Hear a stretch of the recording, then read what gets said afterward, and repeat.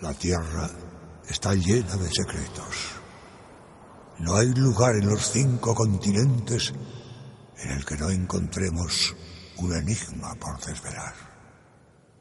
Explora con nosotros los confines del planeta.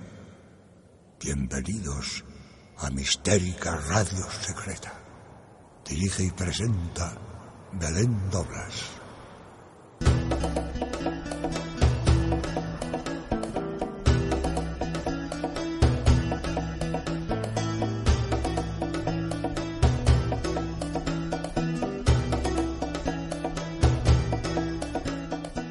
Bienvenidos a Mistérica Radio Secreta, un espacio dedicado a conocer viajes y lugares con misterio en el que emprendemos una travesía diferente por esos enclaves únicos alrededor del mundo que nos han dejado su impronta. Y con este propósito en mente, a lo largo de esta travesía tan singular, entrevistaremos a ilustres viajeros que nos marcarán las coordenadas precisas hasta un destino concreto.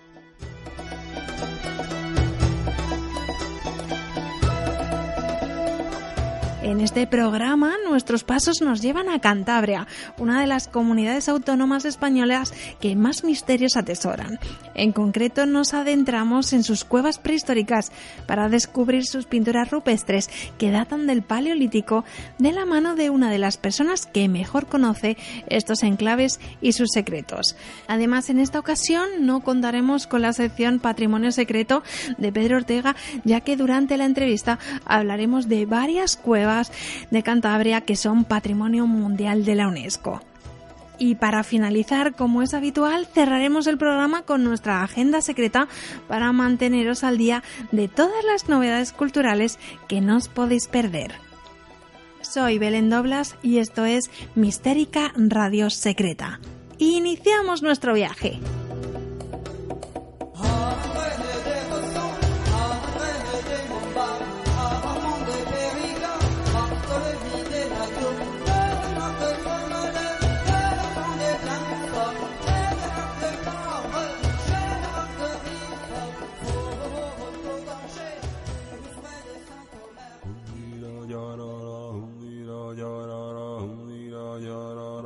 Si hay un territorio rico en arte rupestre en la península ibérica, esa es, sin lugar a dudas, Cantabria.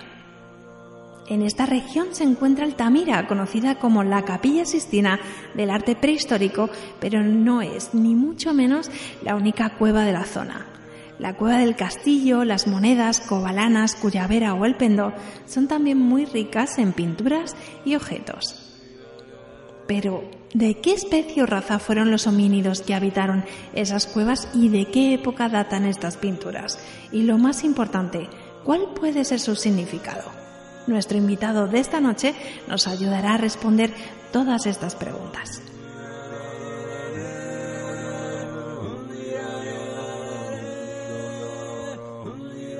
Para desvelarnos algunas de las claves de estas arcanas cuevas, contamos esta noche con Daniel Garrido, doctor en prehistoria por la Universidad de Salamanca y especialista en arte rupestre. Daniel ha realizado numerosos artículos y publicaciones sobre arte paleolítico de la cornisa cantábrica, donde regularmente desempeña su labor como investigador en revistas científicas especializadas y de divulgación.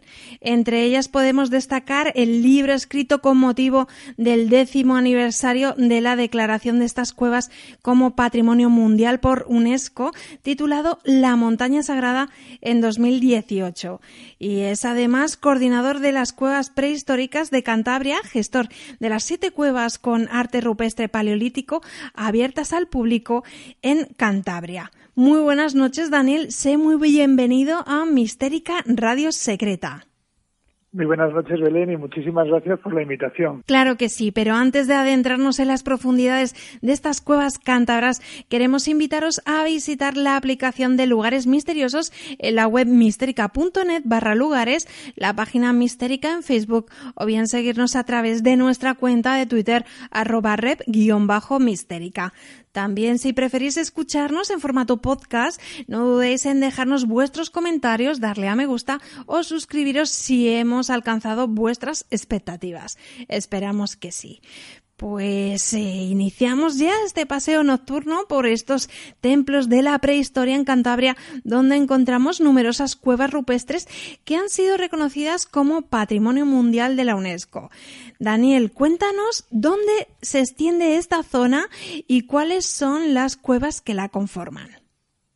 Bueno, mira, actualmente en Cantabria, declaradas Patrimonio Mundial por UNESCO, tenemos 10 cuevas. La primera de ellas, que te voy a mencionar, yo creo que es la más conocida, yo creo que es una imagen relevante de Cantabria, que es la cueva de Altamira, en Santillana del Mar. Esta cueva, destaca principalmente por los bisontes que hay en lo que llamamos el techo de los polícromos, y fue declarada Patrimonio Mundial por UNESCO en el año 1985. Ahora bien, si tenemos en cuenta el fenómeno de Altamira y las poblaciones que habitaron la boca de la cueva y que transitaron por el interior de la misma, plasmando o decorando sus paredes a través de diferentes figuras e imágenes, nosotros tenemos que tener en cuenta también otras cavidades que hay cercanas a Altamira y, por tanto, en Cantabria. Uh-huh. Esto motivó, en el año 2008, que se hiciera una ampliación a otras cuevas de la Declaración de Patrimonio Mundial por UNESCO de Altamira. Y en este caso, lo que se hizo en 2008 es ampliar a 9 cuevas más. Estas cuevas son la cueva de Chufín, la cueva del Moro Chufín, ya menos denominada así, que está en la parte en la población de Riclones, y en Puente Viesgo tenemos otras 4, que son la cueva del Castillo, las Monedas, Pasiega y las Chimeneas. De hecho, ese conjunto Monte Castillo con esas 4 sería uno de los sitios geográficos con mayor concentración de orto rupestre que tenemos en Europa. Por otra parte, tenemos la de Hornos de la Peña, en San Felipe de Buelna, la cueva del Pendo, en Escobedo de Camargo, la Garma, en Virrey Montán, o la cueva de Covalanas, en Ramales de la Victoria. Todas estas cuevas y sus localidades están distribuidas a lo largo del litoral de la cornisa cantábrica, pero hacia el interior. Esto lo que nos permite, si vamos a visitar alguna de estas cuevas que están abiertas al público, es que podamos, a través del viaje o el recorrido de una a otra cueva, podamos ver la diversidad geográfica, paisajística, cultural, incluso gastronómica de Cantabria. Es decir, que conocer estas cuevas también es un motivo para conocer lo que hay en torno a estos enclaves rupestres. Que estas poblaciones se distribuyesen por la cornisa cantábrica, ¿qué nos cuentan? ¿Que eligieron este lugar porque estaba cercano al mar, aunque no sabemos hasta qué punto ellos pescaban y comían pues de los frutos del mar, por así decirlo, o bien porque en ese momento de la historia Cantabria pues era un vergel de vegetación, de riqueza vegetal y también animal? Tenemos que tener en cuenta que la línea del mar o de la costa que hoy en día conocemos estaría 18 kilómetros más atrás de la que es la línea de hoy. Es decir, que si tenemos un yacimiento arqueológico que está a unos 20 kilómetros de la costa actual, tendríamos que tener en cuenta que en la época prehistórica estaría a 38 kilómetros. Realmente para ellos eso sería una distancia corta, porque estamos hablando de poblaciones que habitualmente se desplazaban mucho. Eso es, precisamente para obtener esos recursos. ¿Cuáles son estos recursos? Pues son 4 pilares principales. En primer lugar sería la recolección, que sería la dieta principal de ellos.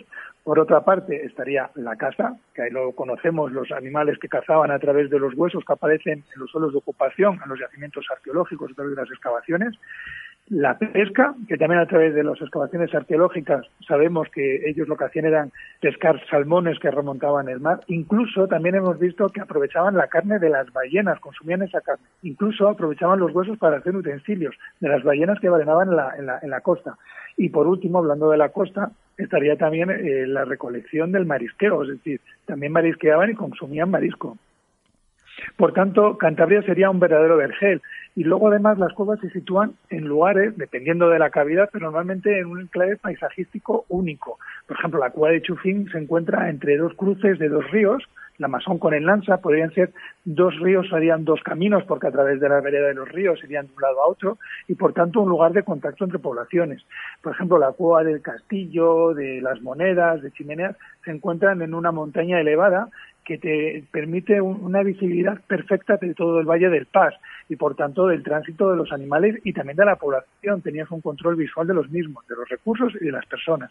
Y, por otra parte, por ejemplo, la Cueva del Pendo es un lugar que está escondido, es decir, tienes que meterte hasta hacia el interior del valle para encontrar la cavidad. Tal vez un lugar oculto en el cual esas poblaciones a lo largo del año, en una época determinada del año, se congregarían y se reunirían.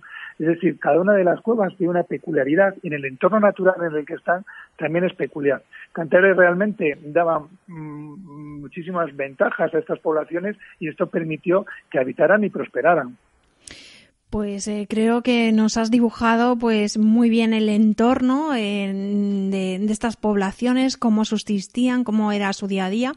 Pero, ¿qué te parece si para situarnos en el tiempo, aunque luego entremos en más detalle sobre algunas cuevas, cuéntanos de qué antigüedad podemos estar hablando en estas cuevas y cuáles son los principales métodos de datación que ahora mismo barajamos? Porque durante el tiempo pues han ido cambiando mucho.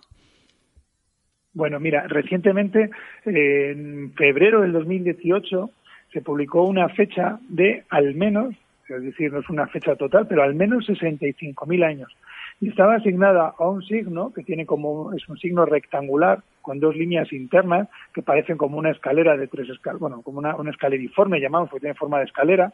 Y ese signo se dató en 65.000 años mediante un método que se llama el método de uranio-torio. Bien, pero antes de hablarte de este método, el uranio-torio, te hablaré de otros métodos que se han hecho o se han utilizado con anterioridad. Date cuenta que los primeros prehistoriadores, las primeras personas que estudian el arte rupestre, lo primero que se cuestionan es qué antigüedad es lo que estamos viendo. Tenemos que tener en cuenta que, por ejemplo, cuando la cueva de Altamira o los bisontes que decoran ese techo del que hemos comentado fue descubierto por Marcelino Sanz de Sautola, cuando lo publica la comunidad científica, no todo el mundo le cree que lo haya hecho en esas poblaciones prehistóricas. Se debate, incluso se duda sobre la antigüedad de los bisontes de Altamira. Cuando esos bisontes se reconocen como prehistóricos y que lo han realizado poblaciones prehistóricas, el siguiente debate es, ¿cuándo se ha hecho esto? ¿Cuántos miles de años tiene? En primer lugar, se habla de etapas geológicas, ¿no? Se miran un poco los niveles arqueológicos, se mira la fauna que está relacionada, es decir, esos animales que estaban cazando, y más o menos establecen una cronología, ¿no?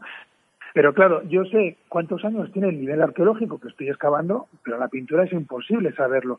¿Cómo se hace de manera clásica? De la siguiente manera. Nosotros cuando excavamos los yacimientos arqueológicos aparecen una serie de útiles, de objetos, de herramientas que utilizan cotidianamente las poblaciones prehistóricas, hombres y mujeres. Estas herramientas aparecían decoradas con determinados animales o signos. Y estos animales, si se parecían a los animales por estilo y técnica, sobre todo por estilo, si se parecían a los animales que habían dentro de la cueva, podríamos asignar más o menos el momento cultural y antigüedad al que corresponde. Te pongo un ejemplo. Por ejemplo, la cueva del Castillo, en un nivel que denominamos Magdaleniense inferior, aparecieron unos fragmentos de escápulas de ciervos y en esas escápulas se habían grabado unas cabecitas de cierva que llamamos de trazo estriado. Esas cabecitas de ciervas aparecen en el interior de la cueva del Castillo. Esto permitió, estoy hablando de principios del siglo XX, indicar que esas ciervas de trazo estriado que había en el interior del castillo era de un momento denominado Magdaleniense inferior. Pero yo que te diga eso, no te estoy hablando de la antigüedad. ¿Cómo se salva esa barrera? Esa barrera se salva a través de a través de la datación de los niveles arqueológicos, y yo creo que el más conocido es el de carbono 14, que lo que hace es datar materia orgánica. Lo que hacen es datar los niveles arqueológicos, y si yo dato ese nivel que hemos denominado Magdaleniense inferior por el contexto cultural al que pertenece, y decimos que ese nivel tiene 18.000 años, diremos que las sierras estriadas que hay en el interior de la cueva del Castillo tienen esa misma cronología. ¿Cuál es el segundo método? Bueno, ya sabemos que tenemos una cierva de trazo estriado en 18.000 años. Pero claro, tenemos otras figuras que desconocemos su antigüedad. Pero imagínate que encontramos una mano en negativo, de las cuales, creo que luego hablaremos, una mano en negativo que está por debajo de esa cierva estriada. Entonces diremos que las manos son más antiguas que las ciervas estriadas. ¿Cuánto? No lo sabemos. Entonces, a través de la superposición de las pinturas y los grabados, podemos ver cuáles son más antiguas, cuáles son más modernas. A veces no podemos establecer con precisión la antigüedad en miles de años, pero sí más o menos hacer una evolución de cuáles son las primeras y cuáles son las últimas. Estos serían el método clásico, es decir, comparar el arte mueble con el arte rupestre y la superposición entre las pinturas que hay, o pinturas o grabados que hay en el interior de la cueva. Pero luego se han introducido otra serie de métodos, más recientemente, en concreto en los años 90, por ejemplo, con el carbono 14, que el carbono 14 permitió datar todas las pinturas que veíamos negras y que se habían hecho con carbón. Las pinturas realizadas con carbón pueden datarse por carbono 14. El problema es que las pinturas más antiguas que se habían obtenido por carbono 14 están en una cueva, que es la cueva de Chauvet, que son unos 33.000 años de antigüedad. Sin embargo, en Cantabria no sobrepasaban los 20.000 años de antigüedad y, por tanto, el horizonte más antiguo de arte rupestre se desconocía cuándo se había iniciado, porque no podíamos datar ni las que eran amarillas, pinturas que eran amarillas o dibujos, o los que eran rojos. ¿Cómo hemos salvado esta barrera? Mediante el uranio-torio, que es el que te había comentado antes. ¿En qué consiste la datación de uranio-torio? Mira, yo tengo una pintura sobre la pared, sobre esta pared pasa una gota de agua, y esa gotita de agua se calcifica y se forma una costra encima de la pintura. Yo lo que hago es extraer esa costra que recubre la pintura y datarlo mediante un fenómeno que se llama uranio-torio, dándome la antigüedad de la costra que recubre la pintura, pero no de la pintura en sí. La cuestión es que nunca nos habíamos planteado que hace al menos 65.000 años las poblaciones que habitaron Europa habían decorado en el interior de la cueva. Siempre habíamos dicho que había en torno a una antigüedad a unos 38.000 años. Hoy en día sabemos que se hizo al menos hace 65.000 años. Y eso más o menos serían los diferentes métodos que hay de datación y de que hay hoy en día sobre el arte rupestre. Es increíble, Daniel, una disciplina como es la arqueología, que, vamos, si nos remontamos a aquel tiempo que se descubrió pues la cueva de Altamira, de la que tenemos también la película de Antonio Banderas, que también se llama Altamira, nos estamos trasladando al siglo XIX. Realmente, en muy poco tiempo, la arqueología ha hecho pues grandes avances, como este nuevo método de datación, que es el torio, ¿cómo era? Sí, el uranio-torio. Sí, que por ejemplo, siempre podíamos ver la antigüedad de las piedras, pero sí, de los estratos, pero siempre lo que eran las pinturas pues estaban un poco así en el limbo, no éramos capaces de identificarlo, y parece ser que la arqueología pues poco a poco pues va encontrando mejores formas de especificar esos periodos de tiempo, y lo increíble aquí es que cada vez que sabemos más nos vamos más hacia atrás. Sí, la verdad que sí. Y luego has dicho una cosa clave. A mí me gusta mucho. Fíjate que a mediados del siglo XIX, que es cuando se empieza a hacer los primeros yacimientos arqueológicos, fíjate en una cosa. El hombre, las poblaciones prehistóricas, es decir, estas poblaciones de cazadores-recolectores, desaparecen en Europa en torno a unos 8.000 años de antigüedad. Y posteriormente llega el Neolítico, llega la prehistoria reciente, llega los romanos, medieval, y el europeo del siglo XIX, incluso el propio romano que habitó hace 2.000 años Europa, se había olvidado de esas poblaciones prehistóricas. Si fíjate, a mediados del siglo XIX, esos primeros arqueólogos, cuando empiezan a aparecer esos útiles, esa fauna relacionada, es consciente por primera vez de que hacía miles de años sus antepasados habían vivido en un periodo o en un estadio que se llamaba la prehistoria, y del cual se había olvidado completamente.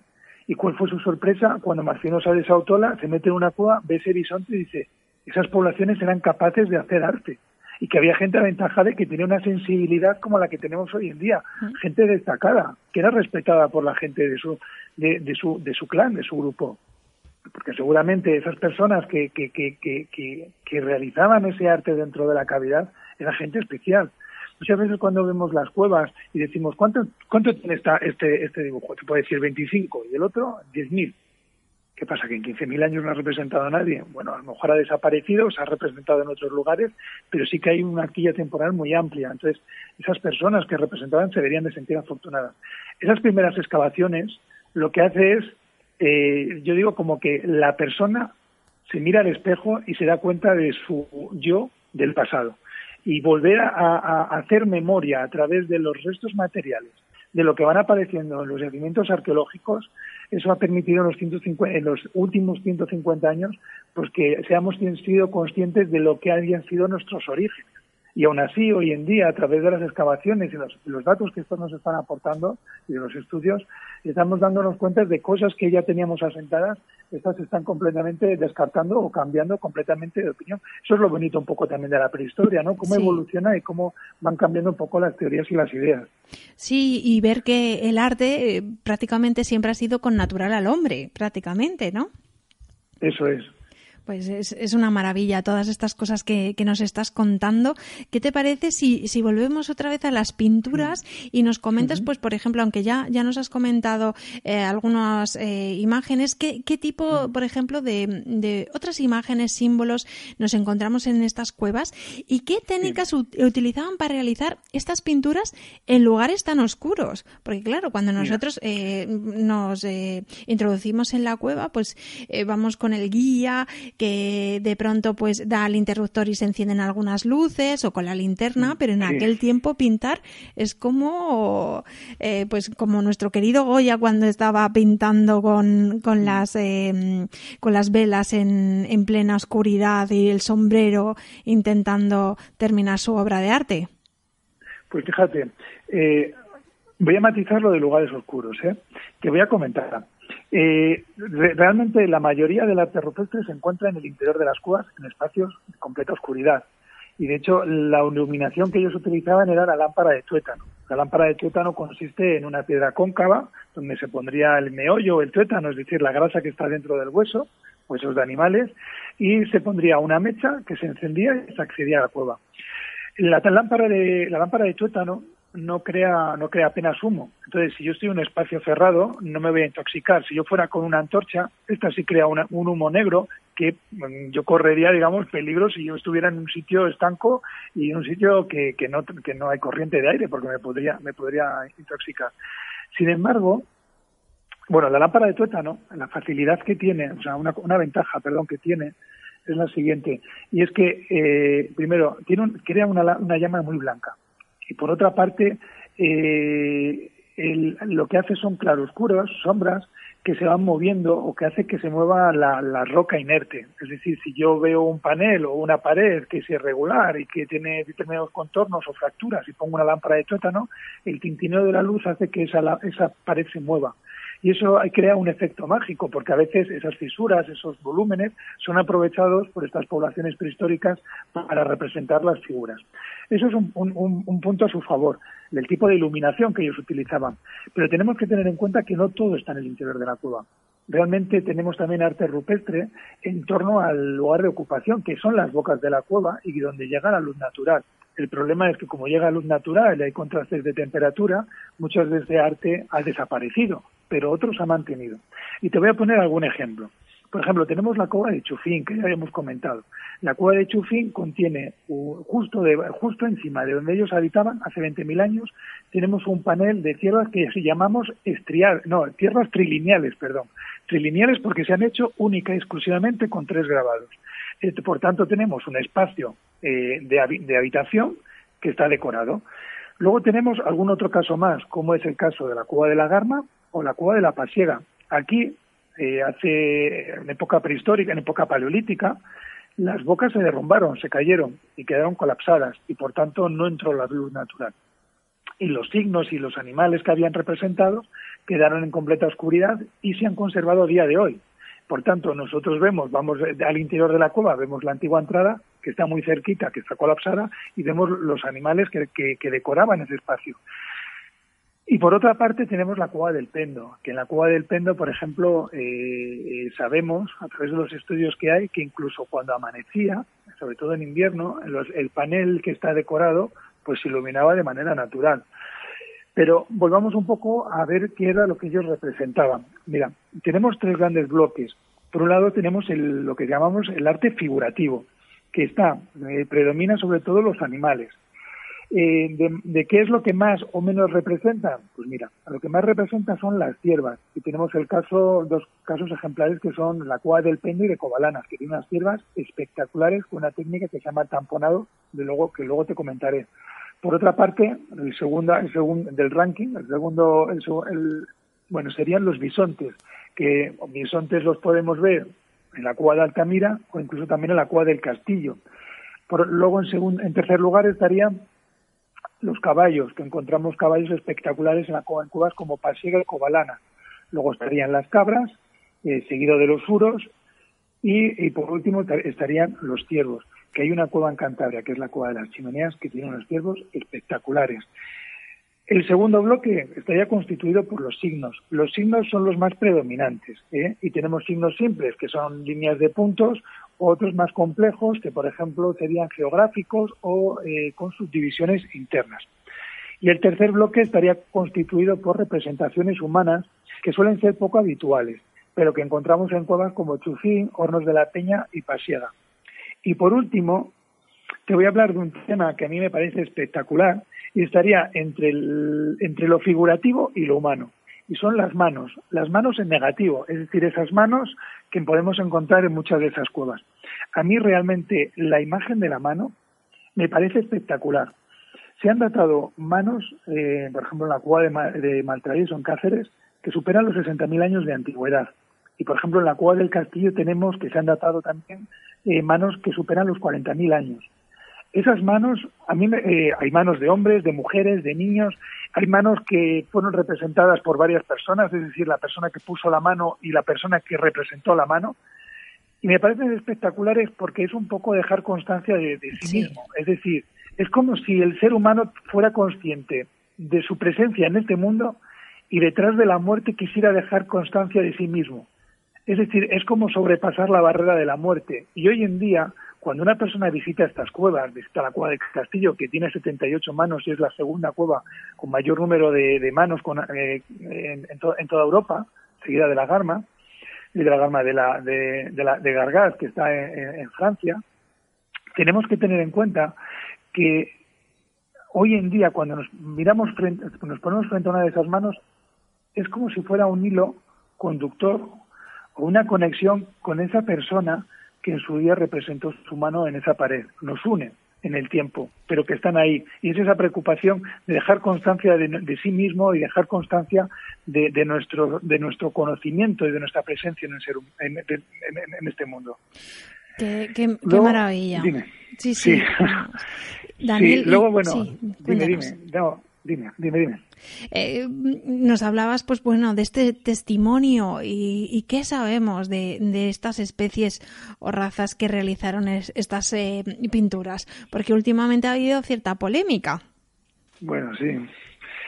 Sí que ha habido polémica y bueno, ha habido dos grandes, yo creo que, dos polémicas. Bueno, ha habido una gran polémica, sí, realmente. A ver, como te comentaba, nosotros nos miramos en el espejo hace 150 años y vimos nuestros ancestros, nuestros orígenes, cuando empezamos a excavar.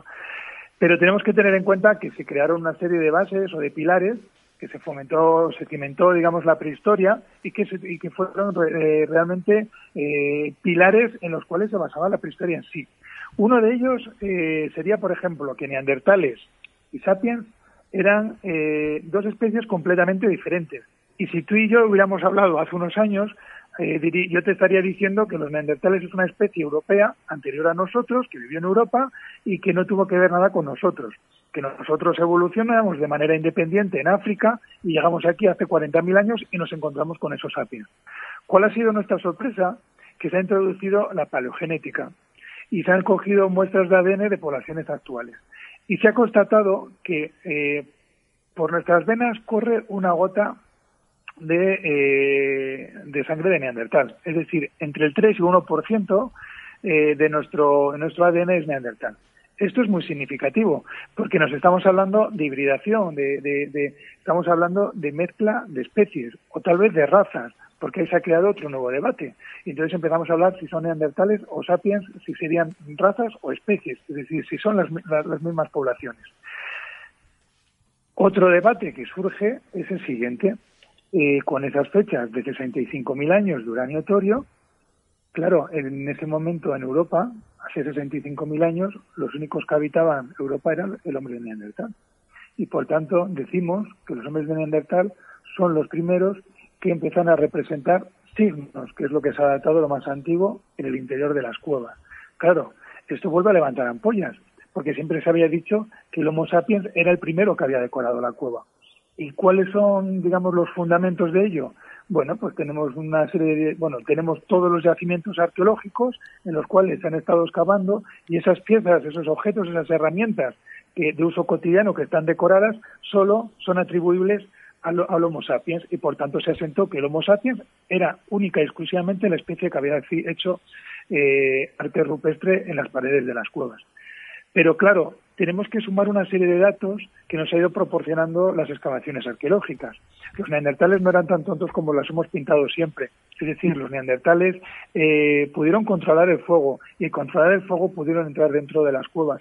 Y ese fuego, ese foco de calor, les permitió incrementar las horas de luz, el trabajo por la noche, e incluso en torno a ese calor sociabilizarse. Y esa sociabilización se ve porque ellos, por ejemplo, cuando tenían a un familiar o a un miembro del grupo que estuviese enfermo o tuviera alguna patología, lo cuidaban.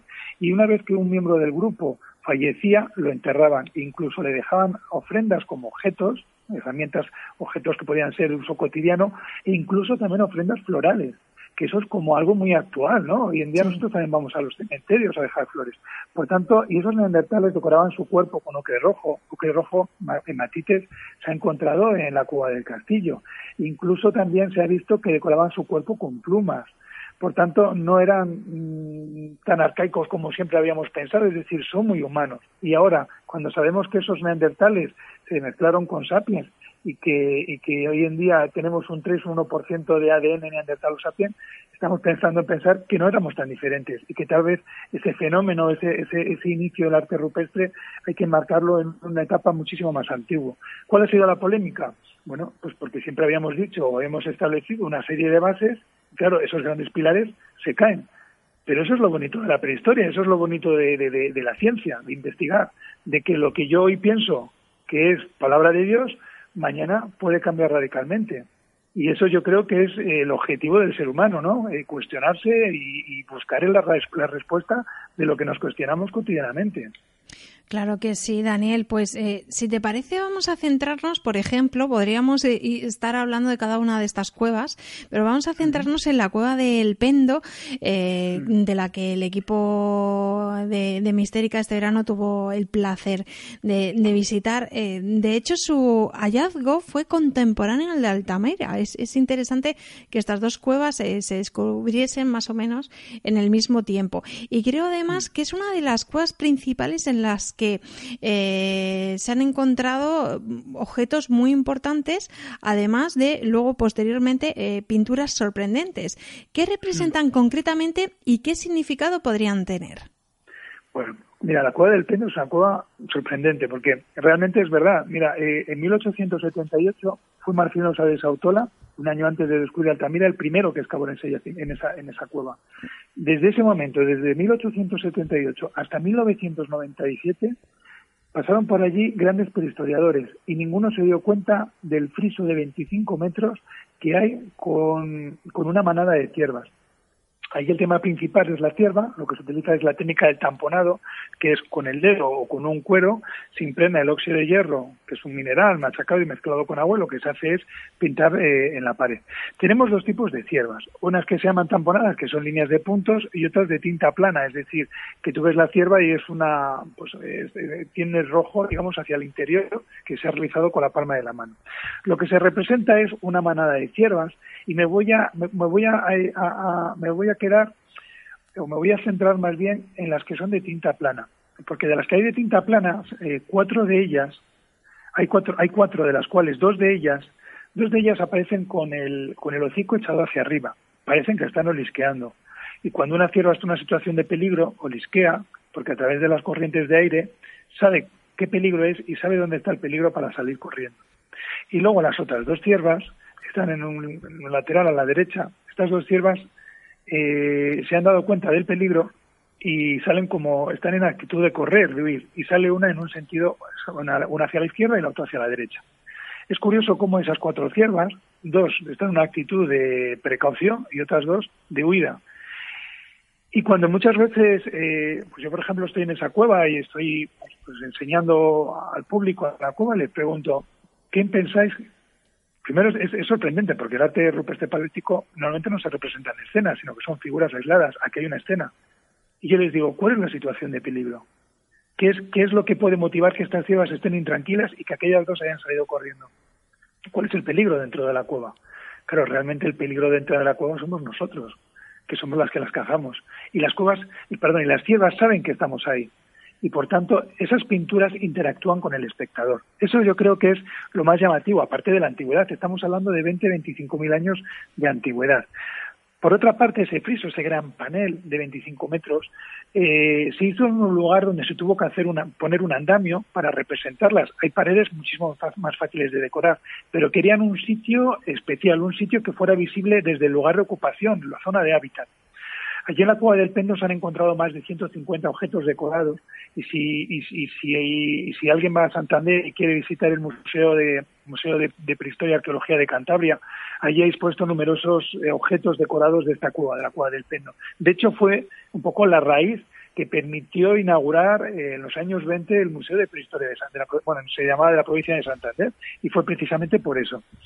Ahora bien, hay que tener en cuenta que esa cueva, que aparecen numerosos objetos de arte mueble, se ha dicho siempre que ha sido un lugar de encuentro entre poblaciones, entre grupos humanos, porque necesitaban encontrarse entre unos con otros por 3 sencillas razones.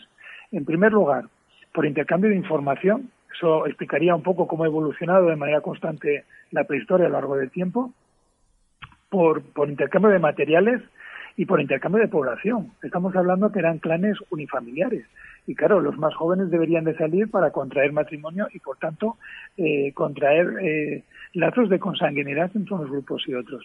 Y ese friso de ciervas ha sido testigo mudo de esos encuentros durante más de 1000 años en esta cueva, en la Cueva del Pendo, que a mí me parece una de las cuevas más espectaculares que tenemos en Cantabria. Desde luego que sí. Normalmente siempre nos dicen que estas pinturas solían tener una función religiosa. Sí. Visitándola y estando allí in situ, yo personalmente pensé, si yo fuese pues una persona de la prehistoria y estuviese en este momento aquí, ¿por qué pintaría las ciervas? Y pensé que como ellos eran nómadas y normalmente iban cambiando de cuevas, pues igual no recordarían qué tipo de hábitat o qué tipo de mamíferos se encontrarían. Y yo pensaba que igual podría ser como una especie de catálogo de esto es lo que hay para cazar. Como una especie de... Hay una teoría, mira, ahora que dices eso, hay una teoría que es la teoría, la magia simpática o cazadora, que realmente habla de eso. Es decir, te comento, por ejemplo, yo antes de cazar, lo que hago es representar la cierva para que sea fructífera la caza. Uh-huh. Y yo, por ejemplo, a veces hay ciervas, por ponerte un ejemplo, que no tienen representado el ojo o que no tienen representadas las patas. ¿Cuál es la justificación?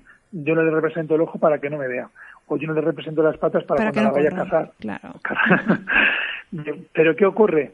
Que si tenemos en cuenta, en el caso del Pendo, se constata ciervo como caza y cierva que lo que está representado. Pero si, por ejemplo, yo te pongo un ejemplo, la Cueva de Altamira. Los bisontes de la Cueva de Altamira tienen 14.000 años.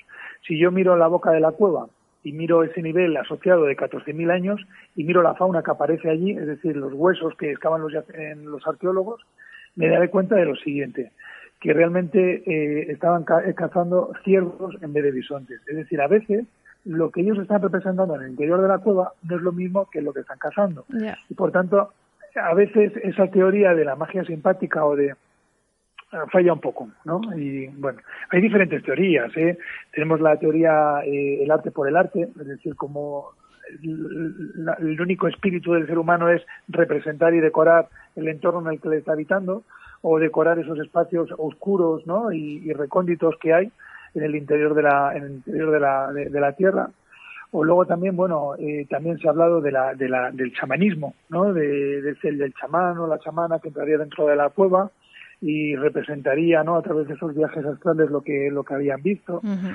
También se ha dicho que sería un arte religioso y que las cuevas serían santuarios. A mí me gusta pensar que todas las cuevas que visitamos realmente son contenedores de conocimiento. Es decir, todo lo que estamos viendo en el interior de una cueva realmente son estímulos. Esos estímulos lo que quieren es dar, una solución a lo que nosotros aprendemos a lo largo de nuestra vida. Uh-huh. Es decir, a nosotros nos han enseñado a escribir y a leer, y realmente nos han enseñado eso para que el conocimiento, primero para obtener conocimiento y después el conocimiento que nosotros adquiramos a lo largo de nuestra vida, poderlo transmitir a través de esa escritura. Y yo creo que el arte rupestre precisamente tiene esa motivación. Es decir, plasmar en las paredes de las cuevas preocupaciones, satisfacciones, miedos, conocimientos, etcétera, que uno va obteniendo a lo largo de su vida y dejar constancia de ellos en las paredes. Esto hace que la persona o personas que se adentren en el interior de la cueva obtengan ese conocimiento y evolucionen en ese pensamiento. Claro, hoy en día nosotros desconocemos realmente lo que quisieron decir, porque no conocemos qué simboliza un bisonte o un caballo. Pero sí que es verdad que nos habla de algo que es innato en el ser humano y que ningún animal lo tiene, a excepción del ser humano, que es la capacidad de abstracción. Todos esos signos, esos símbolos que estamos viendo en el interior de las cavidades atienden a esa capacidad del hombre de ver cosas donde no las hay y obtener provecho de ello. Uh-huh. Es decir, si yo, por ejemplo, pongo un signo que son 2 más 2, serían 4, es decir, ya tengo la capacidad de contar que no tiene ningún otro animal y yo me puedo aprovechar de ello. Desde luego, está claro, y esperemos que pues a lo largo de los años cada vez podamos investigar más, igual podamos encontrar algún hallazgo que clarifique muchas de estas hipótesis y quién sabe, quizá la cueva por excelencia de Cantabria aún esté por encontrarse, quién sabe. Para ir terminando, Daniel, ¿cómo se pueden visitar pues estas cuevas, si se pueden visitar durante todo el año, y cómo podemos informarnos para concertar una visita guiada, por ejemplo? Mira, de las 10 cuevas que son patrimonio mundial, Cantabria tiene 70 cuevas con arte rupestre. Increíble. Y como te he comentado, 10 son patrimonio mundial, de las cuales 6 de las que son patrimonio mundial están abiertas al público, más una 7ª, que es la cueva de Cuyalbera. Es decir, abiertas al público están Castillo y las Monedas, la cueva del Pendo, Hornos de la Peña, Cubalanas y Cuyalbera. Y en verano y en Semana Santa estaría la cueva de Chufín. ¿Cómo las podemos obtener información? A través de cuevas.culturadecantabria.com. Bien, o si no, llamando a un teléfono que os voy a facilitar, que ahí os dan todo tipo de información, que es el 942 59 84 25. A través de la página web, que voy a repetir, cuevas.culturadecantabria.com, tenemos un apartado que se llama visita virtual. Entonces, todas aquellas personas que nos estén escuchando y que estén interesados en conocer cómo son estas cuevas, pues lo pueden hacer desde su propia casa sin ningún tipo de problema. Y ahí tienen toda la información y tienen y se les puede y tiene todas las facilidades para obtener la entrada y poder visitarlas cuando lo deseen, porque el patrimonio es de todos y para eso están, para que nosotros podamos acceder y las conozcamos de primera mano. Y para poder ver la Capilla Sixtina del arte prehistórico, no solamente el centro de interpretación, lo que es la Cueva de Altamira, todavía siguen haciéndose visitas muy pequeñas, ¿verdad? Sí, mira, la Cueva de Altamira la Cueva de Altamira por un tema de conservación se hizo la Neocueva y un museo asociado, está muy bien. Bueno, si pones Museo de Altamira te va a aparecer directamente toda la información en la página web. Y sí que es verdad que todos los viernes a primera hora, entre los visitantes que hay en esta cueva, hacen un sorteo. Y de ese sorteo se eligen 5 personas que visitan la Cueva de Altamira, la original. Y la verdad que si alguien tiene pensado venir a Cantabria y quiere ver las cuevas y quiere hacer coincidir un viernes por la mañana y participar en el sorteo, oye, te puede tocar o no te puede tocar. Pero si toca, yo creo que es una experiencia única que yo invito a que la gente disfrute disfrute y que lo tenga si le toca sorteo. O sea que yo creo que merece la pena. Claro que sí, pues nada, intentaremos participar todos los viernes cuando estemos por allí, a ver si tenemos la maravillosa experiencia de visitarlo, aunque pues bueno, la Neocueva también está muy bien. Daniel, ha sido un verdadero placer contar contigo esta noche en Radio Círculo y conocer pues un poquito de la parte de nuestra historia más remota. Os deseamos a todo el equipo muchísima suerte con esa gran labor que desempeñáis con vuestras visitas a estos templos del pasado y esperamos que volváis a visitarnos a Mistérica Radio Secreta para hablarnos, quién sabe, de nuevos descubrimientos. Muchísimas gracias a vosotros, el placer es mutuo y ya sabéis que me tenéis para lo que queráis. Pues muchas gracias, Daniel, y hasta el próximo viaje.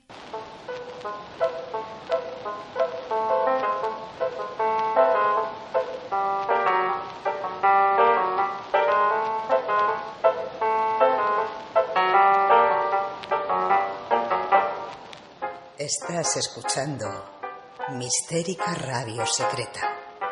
Viajes y lugares con misterio. Aquí, en Radio Círculo.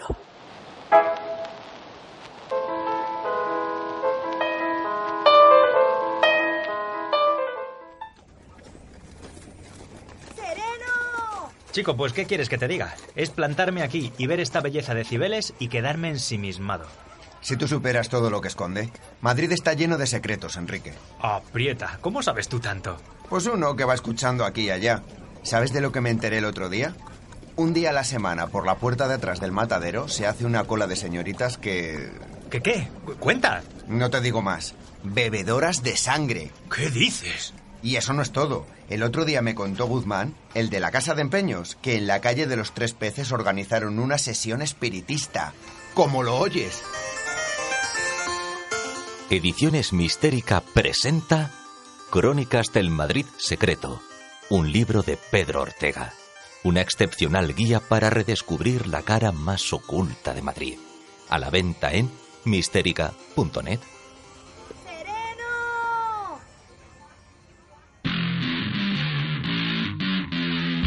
Agenda secreta.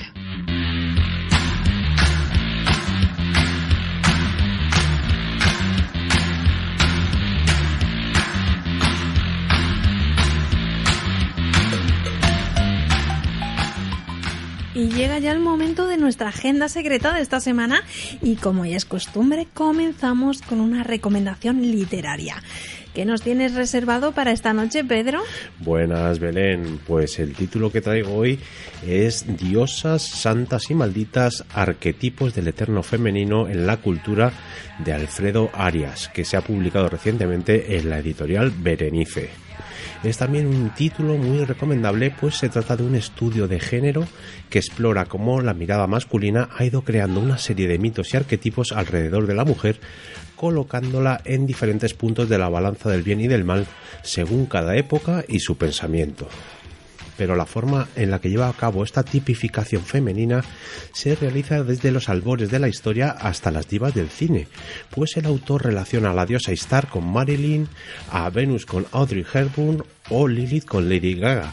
Vamos, una revisión completamente innovadora en lo que a arquetipos femeninos se refiere, a los que se adscriben diosas, santas y malditas de todas las épocas y con nombre propio. Además, este título está avalado nada menos que por Luis Alberto de Cuenca, quien en su prólogo nos dice esto: todo está construido para el placer, con el rigor alegre y chispeante de los grandes libros de ensayos. Me retrotraigo a obras tan arrebatadoras como El héroe de las 1000 caras de Joseph Campbell o La rama dorada de James George Fraser. Así que dicho esto, la buena lectura está más que asegurada. Perfecto, Pedro, anotamos este libro entre nuestras recomendaciones y seguimos adelante para comentar una cita que os proponemos a todos los oyentes que seáis de Madrid o estéis de paso por la capital la próxima semana. Ya os comentamos la semana pasada sobre el 8º Congreso de Arte, Literatura y Cultura Gótica Urbanas, y es que este es el evento que abre el Festival de Cultura Alternativa Sui Generis Madrid. Se trata de toda una serie de actividades repartidas entre diversos lugares de la ciudad, como como el Museo del Romanticismo, el Museo de Ciencias Naturales, la Biblioteca Pablo Salinas o la tienda Generación X. Las actividades comprenden música, arte, muestras de cortometrajes, moda y presentaciones de libros, y sabéis que podéis consultar toda su programación en la web suigenerismadrid.com. Y ahora os proponemos una cita muy especial para nosotros, pues el equipo de Mistérica estará el miércoles 23 de octubre a partir de las 7 de la tarde en la librería Estudio en Escarlata, que se encuentra en la calle Andrés Mellado 52 de Madrid, en Metro Argüelles. Esto es importante porque ha cambiado de ubicación, lo digo para que nadie se pierda. Y es que allí presentaremos la revista Herejía y Belleza número 7, que lleva por título ¿Quién teme a la femme fatale?, y también el último libro de Pedro Ortega, El tarot de Manteña y la sabiduría arcana del Renacimiento. Entonces, Pedro, te tendremos a ti como maestro de ceremonias, ¿no? Así es, Belén, allí estaremos en esta fantástica librería y será un placer contar con la presencia de nuestros amigos oyentes, que espero que disfruten de las presentaciones. Pues dejamos aquí esta invitación para vosotros y vamos ya con una nueva entrada de nuestra aplicación web misterica.net/lugares, que como siempre os recomendamos visitar, pues allí podéis encontrar un mapa con muchísimos lugares misteriosos geolocalizados. ¿Hasta dónde nos vamos en esta ocasión, Pedro? Bueno, pues hoy tenemos un lugar subido a la aplicación por nuestro querido amigo Sergio Álvarez, que nos lleva al bosque de Epping en Inglaterra. Se trata de un antiguo bosque real que se expande entre la frontera metropolitana noreste de Londres y el sur del condado de Essex. La mayor parte del bosque está declarado sitio de especial interés científico y fue habitado desde tiempos como el Neolítico por diferentes culturas, hasta que fue declarado bosque real en el siglo XII por Enrique II Plantagenet. Ya en el siglo XIX fue proclamado también por la reina Victoria el Bosque del Pueblo, y hasta el día de hoy es uno de los destinos de fin de semana favoritos para practicar senderismo por los londinenses. El lugar tiene muchas referencias culturales. Poetas como George Gascoigne o Thomas Lodge vivieron en la zona. El escultor bohemio neoyorquino Jacob Epstein, famoso por diseñar la tumba de Oscar Wilde y erigir una estatua a Lucifer, nada menos, en el Museo de Birmingham, vivió en este bosque durante más de 20 años. Tal vez la más famosa de sus habitantes sea la escritora y activista Mary Wollstonecraft, autora de una increíble colección de escritos adelantados a su época, y su biografía incluye un romance con el pintor visionario Henry Fuseli, tan querido en este programa, y también señalar su matrimonio con el filósofo William Godwin, con el que tuvo una hija que pasaría a la historia como Mary Shelley. Sí, yo creo que todas estas cosas las hemos comentado 1000 veces en Mistérica, pero es tan increíble que la verdad es que no deja de maravillarnos, ¿verdad? Su biografía. Así es, claro que sí. Mira, además tenemos más referencias literarias. Charles Dickens comenzó aquí su novela Barnaby Rudge con una descripción de este bosque, nada menos. ¿Y qué más decir? Pues que el séptimo arte tiene también una interesante referencia, ya que la escena del caballero negro de la película de Monty Python, Los Caballeros de la Mesa Cuadrada, está rodada en una de estas arboledas. Bueno, pues mira, si quieres te comento un poquito sobre Ambresbury, que fue un fuerte de 4,5 hectáreas y que tenía una estructura defensiva de unos 2 metros de alto y un foso que lo rodeaba por completo.